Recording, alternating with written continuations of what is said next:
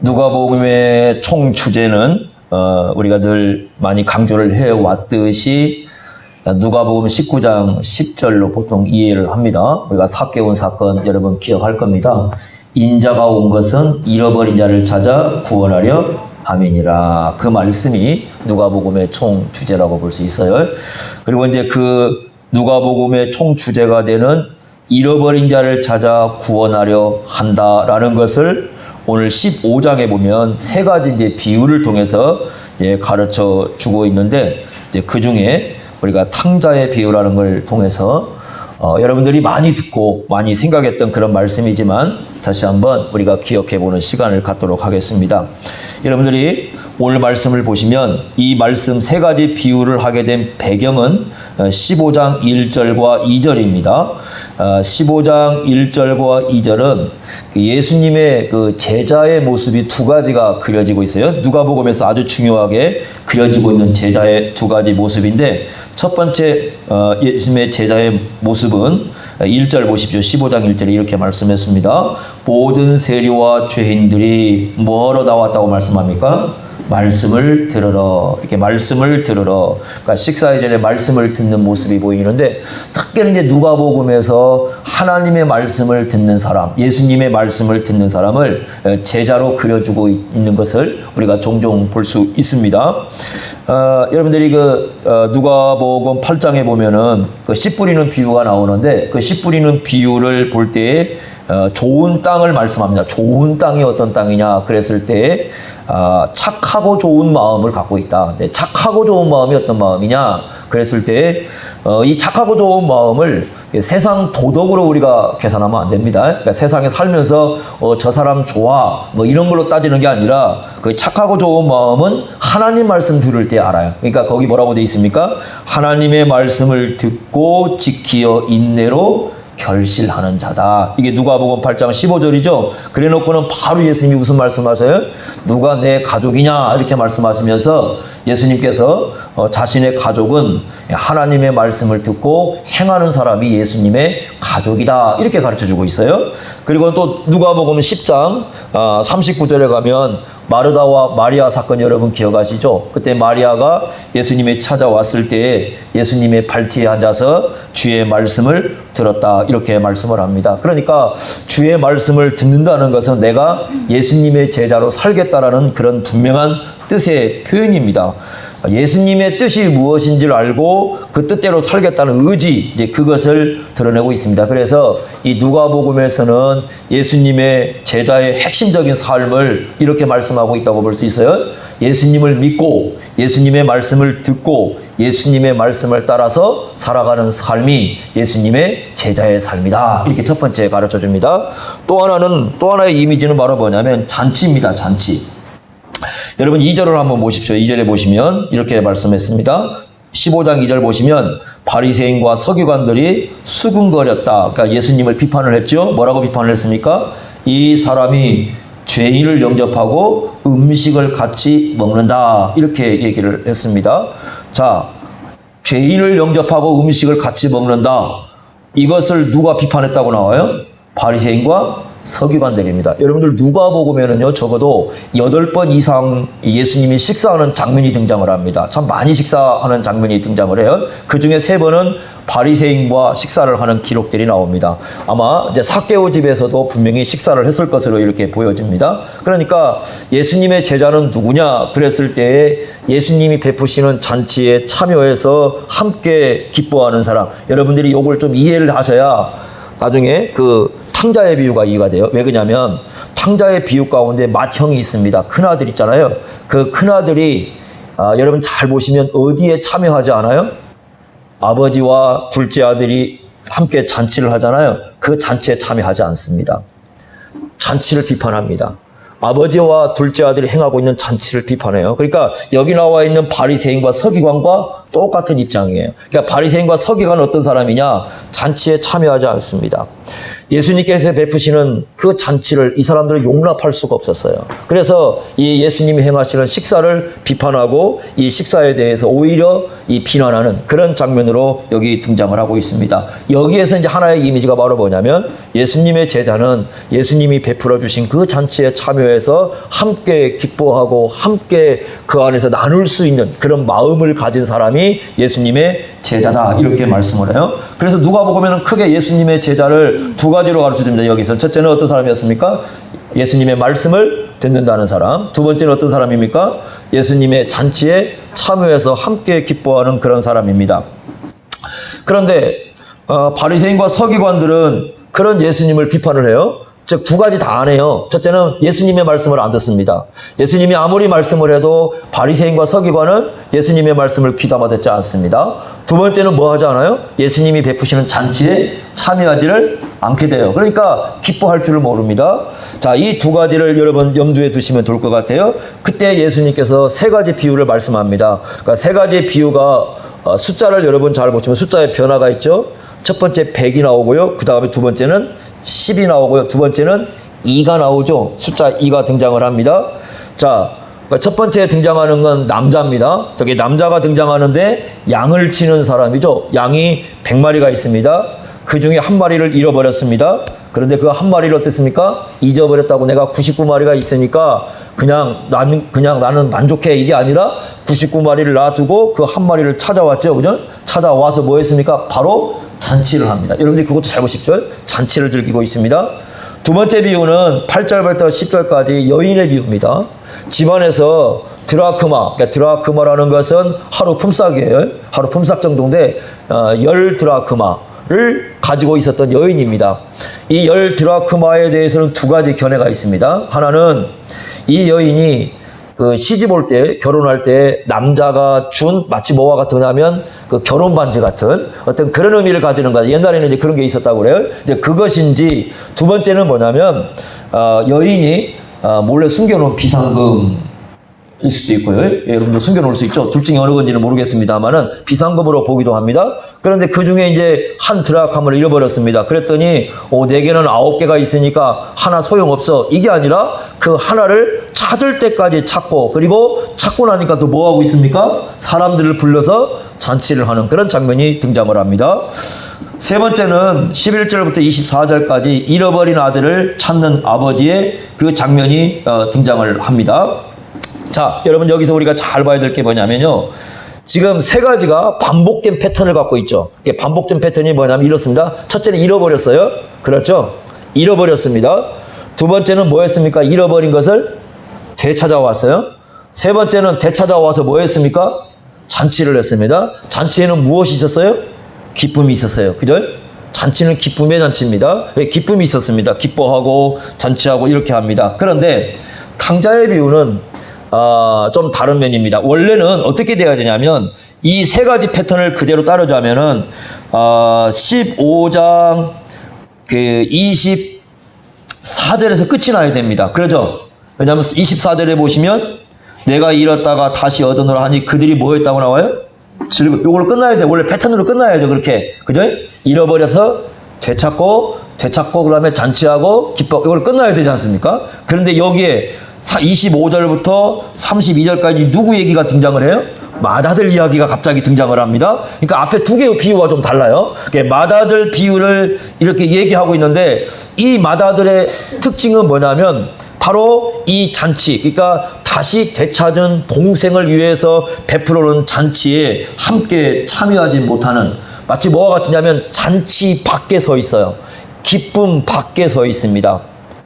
이 여러분들이 잘 알 게 뭐냐면 이 맏아들은 단지 집에만 안 들어가는 게 아니에요.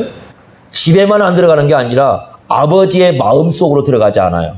아버지의 마음속으로 들어가지 않고 잔치 밖에 서 있고 기쁨의 밖에 서 있습니다. 그래서 함께 잔치하지 못하고 함께 기뻐하지 못하고 함께 아버지의 마음을 가지고 그 동생을 품어주지 못하는 그런 아들로 등장을 했습니다. 바로 이 사람이 누구예요? 바리새인과 서기관들의 모습이다. 이렇게 강조하고 있습니다. 자, 여러분 한번 이런 질문을 던져볼까요? 중요한 질문인데요.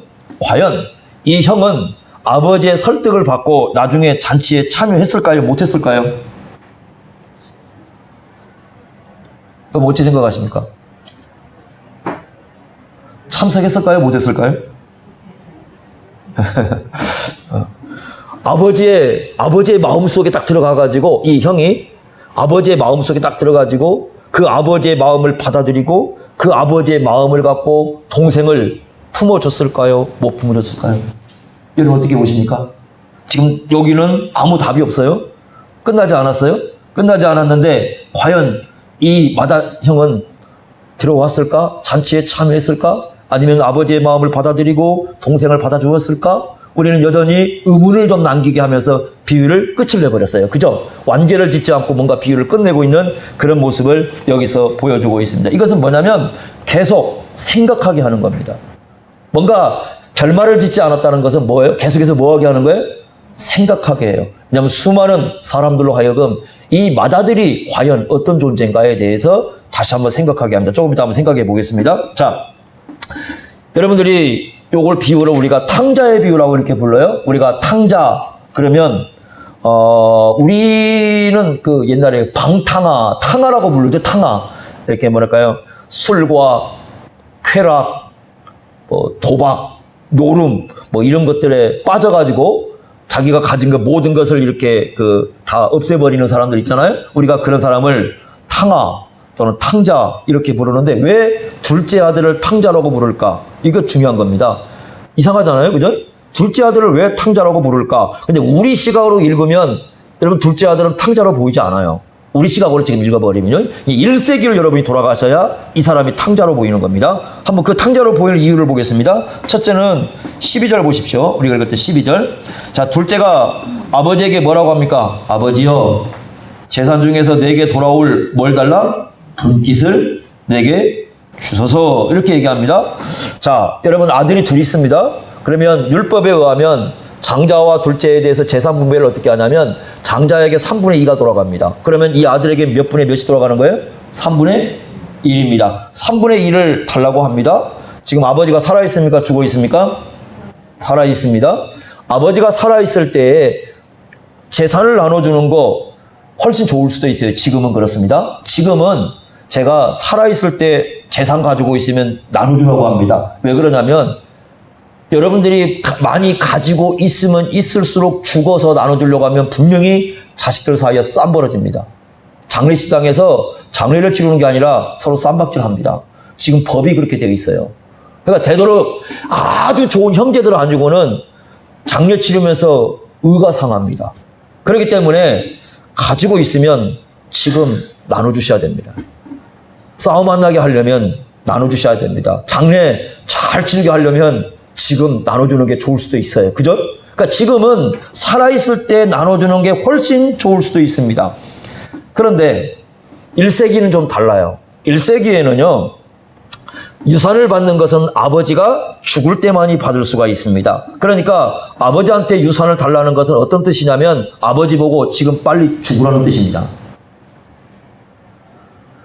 아버지에게 빨리 죽어달라는 뜻이에요, 지금. 그러니까 이 사람은 아버지에 대한 관심도 없고 아버지에 대한 존경심도 전혀 없다는 뜻이에요. 1세기에서는 거의 보기 어려운 일이에요. 아버지가 살아있을 때 유산 나눠달라는 얘기는 1세기 당시에는 거의 볼 수 없어요. 왜냐하면 이것은 완전히 우리가 옛날 말로 망나니 같은, 정말 망나니 같은 자식이 하는 짓이거든요. 그래서 아버지에게 빨리 죽어달라고 요청하는 겁니다, 이것은. 그런데 아버지한테 찾아와서 아버지 빨리 당신 죽어주시고 나에게 그 재산 주소서, 이렇게 요청하고 똑같은 짓을 지금 하고 있습니다. 이게 첫 번째 방탕의 모습입니다. 두 번째는 뭐냐? 자, 여러분 재물을 모아가지고 어디로 갑니까? 13절 보세요. 어디로 갑니까? 먼 나라로 가죠? 아니, 먼 나라가 우리는 생각할 때, 먼 나라 가면 좋은 거 아닌가? 뭐 이렇게 생각할 수 있어요. 지금은 돈 가지고 먼 나라 가서 돈 벌면 좋잖아요. 근데 1세기에는 다릅니다. 1세기에는요, 그가 태어난 곳이 그의 정체성입니다. 즉, 그 사람이 태어난 곳이 그 사람의 사회예요. 먼 나라로 가버리는 건 뭐냐면 자기가 태어난 정체성을 부인하는 겁니다. 여러분, 우리나라 옛날에 조선시대에 시족사회를 이뤘죠. 한 지역 내에서. 그죠? 그러니까 그곳을 내가 거부하는 것은 뭐가 되는 거예요? 내가 그 공동체를 떠나버리는, 그 공동체에서는 뭐냐면 완전히 이거 내놓는 자식이에요. 그러니까 단지 집에서만 문제가 되는 게 아니라 그 공동체에서도 문제가 되는 거예요. 그러니까 지금 이 사람이 먼 나라로 간다는 건 뭐냐면 자기의 그 태어난 곳, 자기가 자라는 곳의 정체성을 부인해버리는 겁니다. 그러니까 자기는 지금 자기가 태어나고 자기가 자라온 그곳에 대한 그 사회에 대해서 나는 이거 별로 좋지 않다. 나는 이거 원하지 않는다. 라는 자신의 정체성을 부인하고 떠나버리는 것이기 때문에 이것도 역시 1세기 당시의 탕자의 모습입니다. 세 번째는 뭐냐면 자, 먼 나라에 가서 뭘 하고 있습니까? 13절 보니까 허랑방탕하게 재산을 다 어떻게 하고 있어요? 쓰고 있습니다. 그래서 14절에 어떻게 했다고? 다 없애버렸어요. 이 사람은 그게 자기의 자유라고 생각했을 거예요. 자기 인생의 멋이다 이렇게 생각했을 거예요. 아버지가 주신 것을 가지고 자기 자신을 위하여 자기의 즐거움을 위하여 다 써버리고 다 사용하고 아무것도 남김없이 없애버렸습니다. 이거 다 자기를 위해서 쓴 겁니다. 다 자기를 위해서. 이게 탕자의 모습입니다. 그러니까 하나님께서 아버지가 주신 건데 그 아버지가 주신 걸 가지고 자기밖에 모르는 삶을 살아가는 사람들은 인생의 탕자입니다. 원래는 아버지가 주신 것을 성경에 보면 우리가 성경에도 은사는 다른 사람을 위해 쓰게 돼 있죠. 그죠? 뭔가 유익하게 이걸 써야 되는데 자기 자신밖에 모르는 자기만을 위해서 사용하는 이런 삶을 살아가는 존재는 탕자라고 부릅니다. 그래서 허랑방탕하게 모든 걸 낭비해버렸다고 얘기합니다. 네 번째는 그러면서 뭘 낭비했어요? 이렇게 하면서 시간을 낭비해버렸습니다. 그가 살아가는 시간이 무의미한 것들을 채워버렸어요. 여러분 에베소서 5장 15절 16절 보시면 지혜로운 사람은 뭘 아낀다고 말씀했습니까? 세월을 아낍니다. 그런데 이 사람은 세월을 어떻게 했습니까? 낭비해버렸습니다. 재물을 쓰는 건 단지 재물만 낭비하는 게 아니에요. 그 재물과 함께 낭비되는 건 뭐예요? 시간입니다. 시간이 낭비되었어요. 시간이 무의미하게 채워졌어요. 그래서 이 사람의 시간은 이 재물을 사용하는 시간은 그야말로 자기의 삶에서 없애버리고 싶은 자기 삶에서 지워버리고 싶은 아무런 의미 없이 그냥 흘러버려버린 그런 시간으로 남아버렸습니다. 그래서 이 사람은 시간을 낭비해버린 탕자도 되어버렸습니다.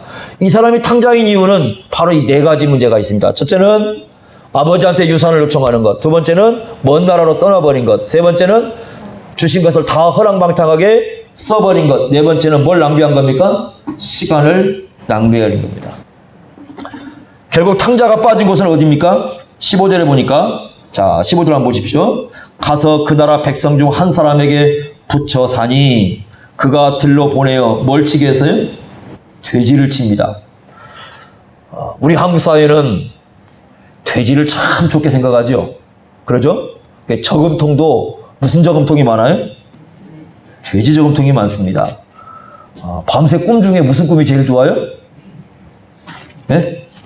돼지 꿈입니다. 그죠? 돼지가 꿈에 나오면 뭘 사라고 얘기합니까? 해보셨어요? 돼지가 꿈에 나오면 복권 사라고 그러면 될 거라고 그렇게 합니다. 하늘에서 돼지가 떨어질 때 돼지를 손으로 받으면 뭐가 온다고 그래요? 큰 행운이 온대요. 그리고 아이를 못 낳은 사람은 임신을 한답니다. 태몽이라 합니다. 얼마나 좋습니까? 고사를 지낼 때 뭐 올립니까? 돼지머리를 어떻게 해요? 웃게 만들잖아요. 죽은 돼지가 뭐 웃기게 됐어요? 죽은 돼지는 고통스러울 텐데 그 고통스러운 돼지를 웃게 만들어가지고 입에다 뭘 꼽아줍니까? 돈을 물립니다. 그러면 부자가 됩니까? 세상에서 안전해집니까? 우리 한국 사회에서는 돼지 그러면 돼지 치는데 뭐가 이상해? 좋은 거 아니야? 이렇게 얘기할 수 몰라요. 그죠? 그러나 유대인들에겐 좀 달라요. 유대인들은요 이 돼지가 부정한 동물이기 때문에 꿈에 나오면 굉장히 안 좋은 날입니다. 이 돼지 꿈이 유대인들에게는 아주 안 좋은 징조예요. 우리 사람들에게는 굉장히 좋은 징조일지 모르겠지만 유대인들에게는 돼지 꿈 나오면 돼지가 꿈에 나오면 싫습니다. 이거. 그래서 그 사람들은 돼지도 안 키워요. 돼지고기도 안 먹습니다. 그럼 유대인 입장에서 이 비유를 들으면 뭐 뜻이냐면 이런 뜻입니다. 이 유대인들 입장에서 비유를 들어보세요. 돼지치기를 했다라는 얘기를 유대인들 입장에 딱 들으면 어떤 생각이 나면 갈 때까지 갔구나. 이거 넘지 말아야 할 선까지 넘었구나. 이렇게 되는 거예요. 이거 완전히 인생 갈 때까지 가버렸어. 이렇게 되는 거죠. 자, 그 다음에 16절에 보니까 또 뭘 먹으려고 그랬어요? 쥐염 열매. 근데 쥐염 열매가 누가 먹는 거라고 나왔어요? 돼지가 먹는 쥐염 열매로 채우게 됐지만 또 주는 자가 없었다. 여러분, 쥐염 열매는 지금 유대인들 세계에 돌아가서 쥐염 열매 얘기하면 여러분 이 비유를 잘 이해가 안 된다고 그래요. 왜 그러냐면 지금 유대인들 세계 속에 가면 쥐염 열매가 웰빙 식품이랍니다.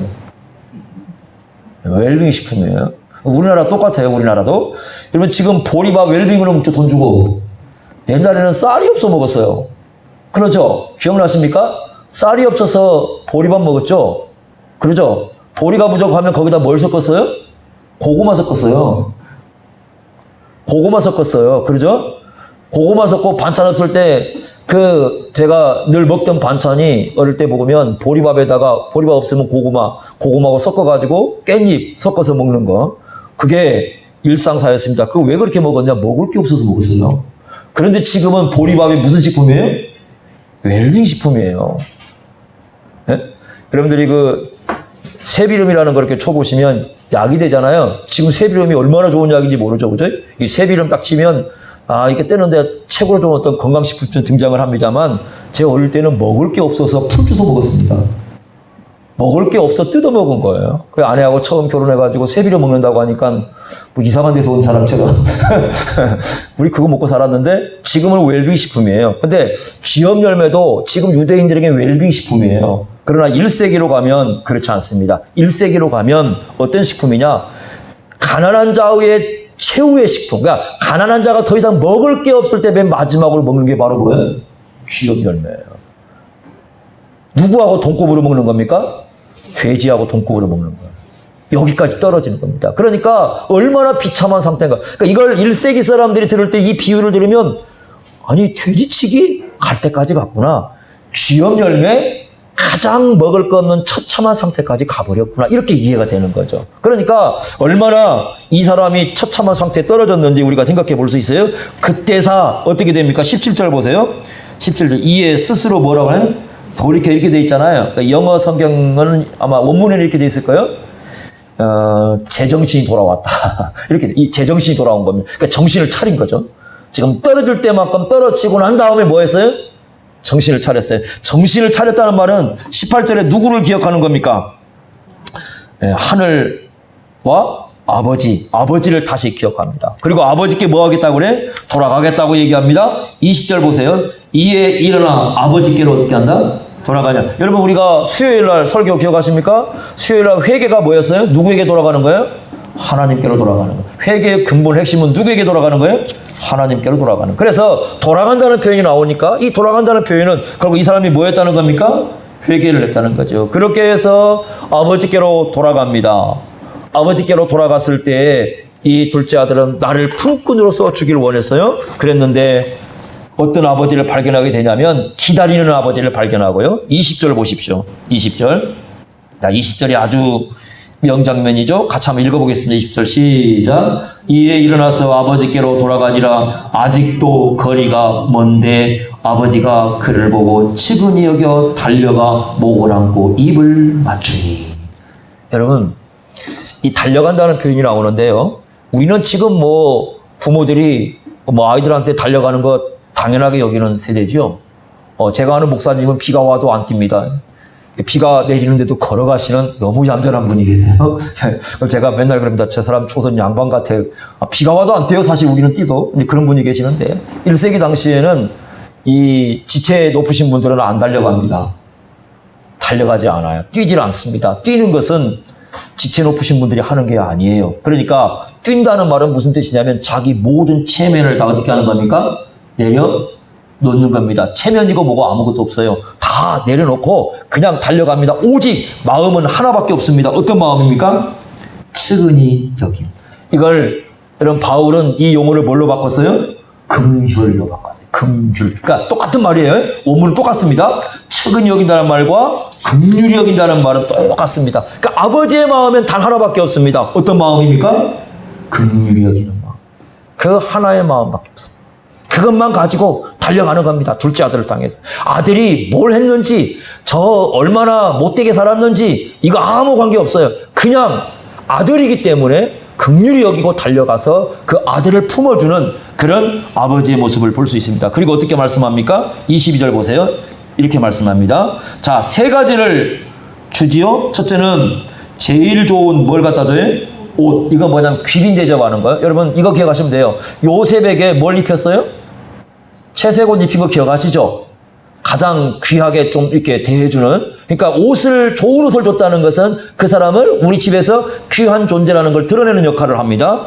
두 번째는 손에 뭘 끼웠어요? 가락지. 요건 가락지라고 그러면 그 반지 말이니까 이게 인장입니다. 인장. 그러니까 이건 아들로서의 권위 회복입니다. 아들로서의 권위를 회복시켜주고, 또 발에는 뭘 신기라고 말해요? 실을 신기라고 합니다. 노예는 실을 신지 않습니다. 노예는 실을 신지 않아요. 그러니까 발에 실을 신긴 것은 이 사람을 누굴로 회복이 되었다는 걸 공식적으로 선포하는 거냐면 아들로 회복이 되었음을 공식적으로 선포하는 겁니다. 그리고 나서 뭐 합니까? 잔치를 합니다. 아들은 자신을 품꾼의 하나로 기도했지만 아버지는 아들로 대우합니다. 하나님의 자녀가 되었다는 그 신분의 다시 회복을 보여주고 있습니다. 얼마나 놀라운 것입니까? 여러분, 우리가 예수를 믿으면서 잠깐씩 자꾸 잊어버린 게 뭐가 있느냐면, 늘 우리가 하나님을 아버지로 부르다 보니까 내가 하나님의 자녀가 된 것이 얼마나 영광스러운가를 잃어버릴 때가 있어요.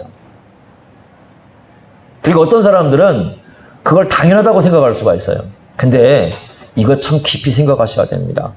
우리가 하나님의 자녀라는 그 신분의 회복이 얼마나 놀라운 하나님의 사랑인가를 우리가 기억을 해야 됩니다. 이렇게 말씀했습니다. 창세기 1장 5절에 보시면 우리가 하나님의 자녀가 되는 것을 언제부터 계획을 하신 얘기라고 하냐면 창세전에 계획하신 거예요. 세상을 창조하기 전부터요, 하나님은 우리가 하나님의 자녀가 될 것을 계획을 하셨다는 겁니다. 그냥 일시적으로 하나님께서 어느 날 그래 너 내 자녀에, 이게 아니라 세상이 만들어지기 전부터 창세전에 하나님께서는 우리가 하나님의 자녀가 되도록 계획을 하셨다, 이렇게 말씀을 하시고, 그 다음에 이렇게 또 말씀하셔요. 우리를 하나님의 자녀로 삼기 위해서 어떻게 하셨느냐? 예수님이 이 땅에 오셔서 십자가에 죽으셨다고 말씀을 하셔요. 구속의 역사가 있어요. 죄사함의 역사가 있어요. 예수님께서 이 땅에 오셔서 자기 목숨을 우리에게 주셔서, 예수님의 목숨은 창조주의 목숨 아닙니까? 창조주 하나님께서 이 땅에 친히 오셔서 자기 목숨을 주셔서 우리를 뭘 삼아 오신 거예요? 자녀 삼아 오신 거예요. 하나님의 자녀라는 이름 속에는 예수님의 목숨값이 들어가 있습니다. 누군가가 나를 위해서 죽는 거예요. 그런데 그분이 우리를 창조하신 분이셔요. 그분이 이 땅에 오셔서 자기 목숨을 들이시고 우리를 자녀로 삼아주셨다고 말씀을 합니다. 그런데 아무리 예수님이 십자가에 죽으셔도, 아무리 예수님이 부활하셔도 인간에게 무엇이 없느냐? 그 예수님의 십자가를 깨닫고 예수님의 부활을 믿고 예수님을 받아들일 능력이 우리 가운데 없어요. 그래서 성부 하나님께서는 우리 이 마음, 즉 외적으로는 다 하셨어요. 십자가에 죽으시고 그 다음에 부활도 하시고 외적으로는 다 하셨지만 문제는 정작 보면 우리 마음이에요. 우리 마음 속에 그런 예수님의 십자가와 그런 예수님을 받아들일 능력이 존재하지 않아요. 그래서 예수님의 십자가와 예수님을 받아들일 수 하시기 위해서 누굴 보내셨어요? 성령을 보내셨어요. 로마서 8장 15절하고요. 갈라디아서 4장 10절에 보면, 4장 6절에 보면은 성령이 하시는 가장 위대한 사역이 뭐냐면 우리로 하여금 하나님을 누구라고 부르게 겁니까? 아버지라고 부르게 하는 거예요. 우리가 하나님의 자녀가 되는 것은요, 우리가 하나님의 상속자가 되는 것은 성부 하나님의 창세전에 계획이 있었고요. 그 계획을 이루기 위해서 예수님께서 이 땅에 오셔서 십자가에 죽으시는 자기 목숨값을 드려야 했고요. 또 우리 마음속으로는 그걸 믿을 수 없으니까 성령이 오셔가지고 우리 마음속에 역사를 하셨기 때문에 우리가 하나님을 누구라고 부를 수 있다고요? 아버지라고 부를 수 있는 그 놀라운 은혜를 주신 거예요. 그러니 여러분, 하나님의 자녀가 된 것이 이건 세상에 무엇과 바꿀 수 있는 존귀한, 무엇과 바뀔 수 있습니까? 이거 에베소서 2장 1절부터 10절까지 여기에 대한 그림을 그려줍니다. 해석이라고 볼 수 있어요. 에베소서 2장 1절부터 10절까지는 사실은 탕자의 비유를 설명해주고 해석해주는 겁니다. 에베소 2장 1절에 우리는 본래 허물과 죄로 죽었던 존재들이다. 우리는 다 영적으로 시체들이에요. 우리는 하나님도 모르고 하나님을 알 수도 없고 다 어떤 사람들이냐? 세상의 풍조를 따라서 살고 공중의 권세 잡은 자인 마귀를 따라 살고 하는 짓이 다 불순종만 행하고 우리 욕심을 따라서 살아가는 그런 진노의 자녀밖에 되지 않았다. 그런데 하나님께서 우리를 긍휼히 여겨주셔서 우리에게 큰 사랑을 쏟아부어 주셔서 허물과 죄로 죽었던 우리를 예수님과 함께 다시 살리시고 예수님과 함께 하늘에 앉히셔서 하나님을 아버지로 부를 수 있다. 이것이 바로 뭐냐면 하나님의 선물이라고 우리에게 가르쳐 주십니다. 이것보다 더 큰 선물이 어디 있습니까? 하나님의 자녀가 된다는 것은요, 여러분 이게 그냥 우리가 얻을 수 있는 그런 문제가 아니에요. 이것은요, 하나님께서 얼마나 큰 하늘의 선물을 우리에게 쏟아 부어 주셨는가를 생각을 하셔야 됩니다. 삼위일체 하나님께서, 모든 삼위일체 하나님께서 함께 역사하셔서 우리에게 주신 것이 바로 하나님의 자녀라는 이 신분이에요. 그런데 오늘날 교회에서 늘 내가 하나님을 아버지로 부르다 보니까 그냥 교회 가면 너 하나님의 자녀라고 하니까 하나님의 자녀가 된 것이 얼마나 귀한 것인지, 하나님을 아버지로 부르는 것이 얼마나 귀중한 것인지 우리가 잃어버리고 살아가요. 하나님의 상속자가 된 것이 얼마나 놀라운 것인지 그걸 잃어버리고 살아갑니다. 여러분들이 보실 수 있는 그림 가운데 한번 여러분 쭉 펴보세요. 이렇게 잘 한 장만 넘겨보십시오. 이 렘브란트 그림 하나가 나와요. 제가 칼라로 뽑았으면 참 좋았을 텐데 이걸 아무리 좀 밝혀놓으려고 해도 잘 드러나지 않는데, 여러분 제가 잠깐만 설명을 해주겠습니다. 이 렘브란트의 그림인데, 렘브란트라는 사람은 네덜란드에서 17세기의 가장 위대한 화가로 알려져 있죠. 이 그림의 제목이 돌아온 탕자 또는 탕자의 귀향, 뭐 그런 이름을 붙이고 있어요. 이 그림은 러시아입니다. 러시아 에르미타슈라는 박물관에 가야 이 그림을 볼 수 있답니다. 크기가 보통 가로가 264cm 정도 되니까요. 2m 60cm 정도. 2m 60cm요. 그러니까 굉장히 큰 그림이죠. 2m 60 정도의 세로가 한 2m 정도, 205.1cm니까 한 2m 정도 되는, 세로 2m 정도의 가로 2m 60 정도 되는 그 큰 그림입니다. 렘브란트가 죽기 2년 전에 이걸 그렸다고 나와요. 그래서 이 렘브란트의 이 그림을 보고 정말 평생 감동을 받은 사람의 책이 한 권 나와 있죠. 그게 헨리 나우엔이라고, 우리 개신교 쪽은 아니고요. 카톨릭 쪽의 사제인데, 이번 하버드 대학교 교수를 하다가 나중에 장애, 그러니까 지적 장애가 있는 사람들과 함께하는 공동체에 들어갑니다. 라스루 공동체라는 공동체에 들어가 가지고 이제 생을 보내게 되는데, 결정적인 마음을 갖게 되는, 결정적인 계기를 갖게 되는 것이 바로 이 그림이에요. 그러니까 이 그림을 보고 깊은 감명을 받고 자기의 하버드 대학의 교수직을 내려놓고 장애인들 공동체에 들어가서 남은 인생을 보내게 되는 이제 그런 삶을 살아간 사람이 헨리 나우엔이라는 분인데, 이분이 이제 책을 하나 써서 냈어요. 그 책이 여러분도 한번 읽어보시면, 물론 이제 카톨릭 신학자가 썼지만 굉장히 좋은 책입니다. 그 책이 바로 탕자의 귀향이라는 책으로 나와 있습니다. 아주 읽기 어렵지 않습니다. 쉽습니다. 자, 여러분 잘 보십시오. 그림을 한번 보겠습니다. 이 그림이 어떻게 되어 있냐면, 먼저 왼쪽을 보시면요, 왼쪽을 무릎 꿇고 있는 그림이 나옵니다. 보이시죠? 자, 우리 그림에 잘 표현하지만 이게 속옷입니다. 속옷인데 몸만 거의 가리고 있는 속옷이에요. 그리고 머리를 한번 보세요. 머리를, 아버지 턱 밑에 있는 머리가 어떻게 되어 있습니까? 이게 잘 안 보이죠, 여러분? 머리 빡빡 다 밀었어요. 원래 이 머리 빡빡 미신 분들 다 어디 들어가십니까? 네? 감옥에 가시잖아요. 그죠? 이게 과목이죠? 그러니까 지금 머리를 빡빡 밀었다는 건 무슨 뜻이에요? 자기가 감옥에 가면 죄수들이 가잖아요. 그러니까 자기가 누구라는 거냐면 죄인이라는 고백이 있어요. 자, 여러분 신발을 보시면, 이게 참 잘 안 보여요. 왼쪽은 신발이 벗겨져 있어요. 그리고 발을 보시면 상처투성입니다. 오른쪽은 신발이 신겨져 있어요. 근데 신발이 다 떨어져 있습니다. 그래서 이렇게 겨우 신발이 있습니다. 그러니까 완전히 이 처참한 생활을 했다는 걸 보여주는 둘째 아들의 모습이죠. 오른쪽에는요, 안 보입니다. 근데 여러분 나중에 인터넷 가서 쳐보시면 이 거미 하나 오른쪽에 꽂혀 있으면 칼, 조그만한 그 거미 하나 꽂혀 있는데 그것은 그 가장 비천한 상황에 처해도 자기의 신분을 잃지 않는, 이 검이라는 게 신분의 표시를 합니다. 그래서 신분을 잃지 않은 그런 모습을 그려주고 있습니다. 자, 그 다음에 오른쪽을 한번 보세요. 오른쪽에 꼿꼿이 서 있는 사람 하나 있죠? 요거 누구겠습니까? 에? 딱 쳐다보고 시선을 차갑게 하고 꼿꼿이 서 쳐다보는 사람 누구겠어요? 맏아들입니다. 맏아들. 그러니까 동생을 구경만 하고 있는 거예요. 자, 그 얼굴에는 아무 기쁨이 없어요. 수염을 길렀어요. 여러분 색깔이 안 나오지만 아버지 망토가 붉은색이에요. 그런데 그 형의 옷도 붉은색입니다. 즉 이런 말이죠. 수염도 아버지도 수염 있고 형도 수염 있고요. 망토는 붉은색이에요. 이 아들이 누구를 닮았어요? 아버지를 닮았어요. 겉으로 아버지를 닮았어요. 그런데 속은 하나도 아버지를 안 닮았어요. 그 속을 표현하는 게 뭐냐면 손인데요. 여러분 손 보이십니까? 손을 어떻게 하고 있습니까? 손을 이렇게 하고 있고 이렇게 돼 있죠. 이 지금 오른손이 왼손을 어떻게 하고 있습니까? 이렇게 누르고 있잖아요.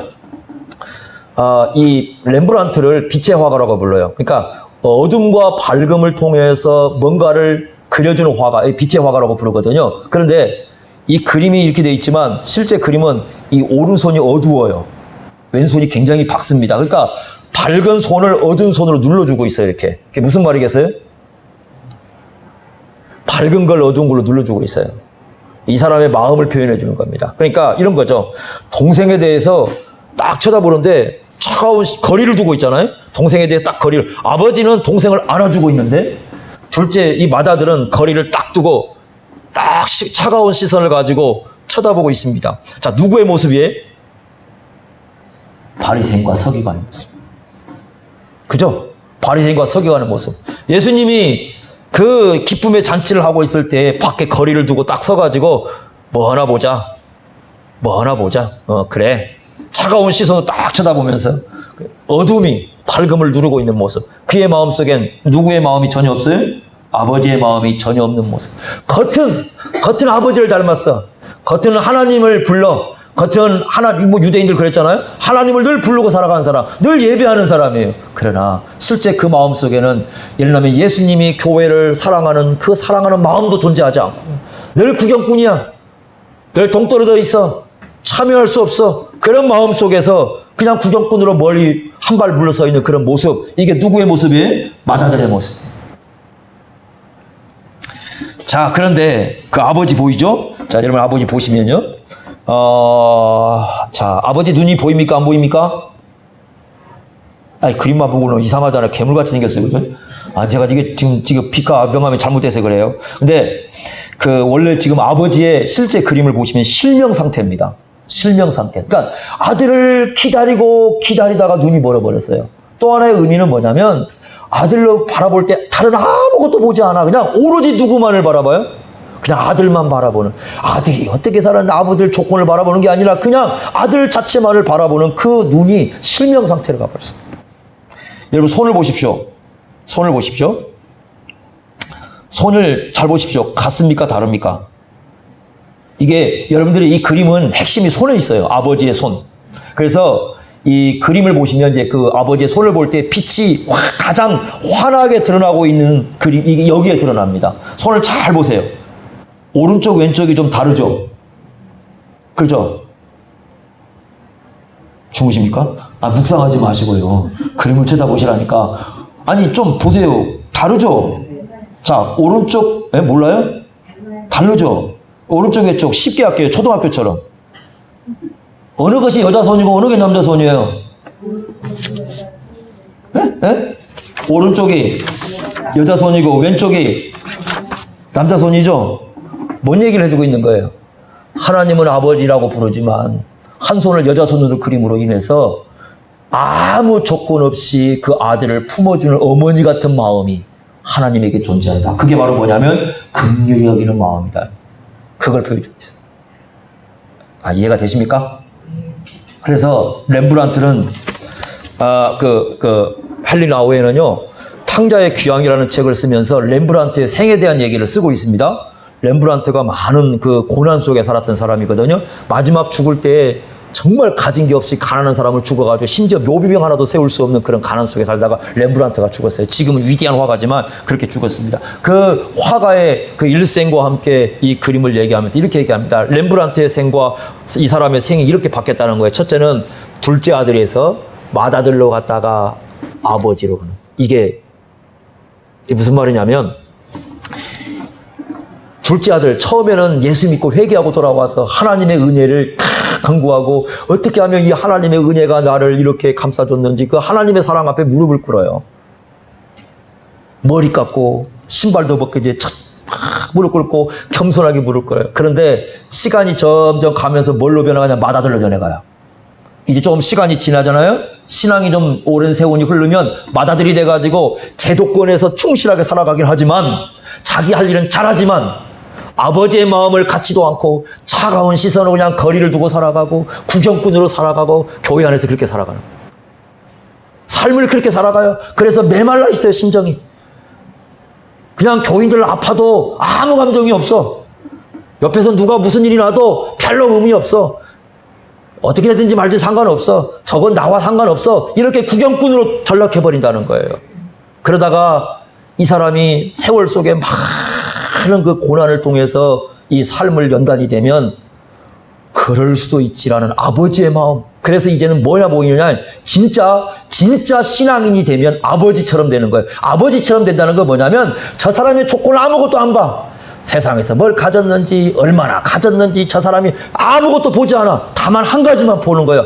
그냥 하나님 아버지께서 불쌍히 여긴 그 마음 하나 가지고 저 사람을 바라보고 저 일들을 바라보면서 그냥 그 사람이 하나님 앞에 있다면 그냥 품어줄 줄 알고 함께 동참할 줄 알고 함께 기뻐할 줄 알고 함께 안아줄 줄 아는, 그러니까 그냥 그가 하나님 앞에 있다는 이유 하나만으로 안아줄 줄 아는 그 마음을 품을 때 그 사람이 진짜 신앙인의 아버지를 닮은 모습을 갖는다는 거예요. 그 모습을 가질 때만이 하나님을 섬기는 자녀로서의 모습을 갖고 세상을 살아갈 수 있다는 거예요. 여러분 어느 단계에 있습니까? 우리 어느 단계에 있을까요? 네? 그냥 아직도 맨날 무릎 꿇고 하나님 이재인 그러고 있습니까? 아니면 그냥 말씀을 뭐라고 하든지 누가 뭐라고 하든지 그냥 나 할 일만 하고 그냥 교회는 아무 관심도 없이 그냥 차가운 시선으로 거리두기 하고 그냥 쳐다보고 그러고만 있습니까? 아니면 아버지의 마음으로 그냥 예수 믿기 때문에 다른 조건 아무것도 보지 않고, 세상에서는 조건 다 따져요. 권력 따지고 가진 것 따지고 다 따지지만 아무것도 보지 않고 그냥 하나님의 자녀이기 때문에 내가 안아줄 줄 알고 내가 손잡을 줄 알고 내가 가서 동참할 줄 알고 함께 기뻐하고 함께 울어줄 줄 알고 그런 마음을 갖고 살아갑니까? 우리는 어디에 서 있습니까? 이 그림은 우리에게 이 세 가지를 들여다보게 합니다. 나는 어디에 서 있을까? 그래서 헨리 나우엔이 나중에 그 장애인 공동체에 가면서 처음에는 그 그림에 감명돼서 갔는데 나중에 점점 시간이 가다 보니까 둘째 아들처럼 자기가 닮아가더라. 맏아들이 되더라. 이제 열심히 하는데 너무 이제 이 장애인들을 돌보면서 그 마음을, 아버지의 마음을 잃어가더라는 거예요. 그랬을 때 어떤 분이 와가지고 그 얘기를 하나, 너에게 지금 필요한 건 너 지금 맏아들 같아. 네가 정말 가야 할 건 아버지의 자리야. 이렇게 얘기를 하더랍니다. 그래서 다시 한번 그 그림을 보면서 자기 자신을 돌아봤다고 얘기를 합니다. 굉장히 좋은 책이죠. 여러분들, 아버지의 마음 너무 좋습니다. 우리 그 마음 갖고 살아야 되는 겁니다. 그래서 이 세 가지는 우리로 하여금 우리가 어디에 서 있는가, 그래서 미완료로 끝났어요. 돌아온 모습도 없고 우리 자신이 어디에 서 있는가를 바라보게 합니다. 근데 여러분들 이런 말씀을 생각하시면서 하나님 아버지의 마음을 가지고 서로를 대하는 그런 삶을 살아갈 수 있기를 바랍니다. 기도하겠습니다.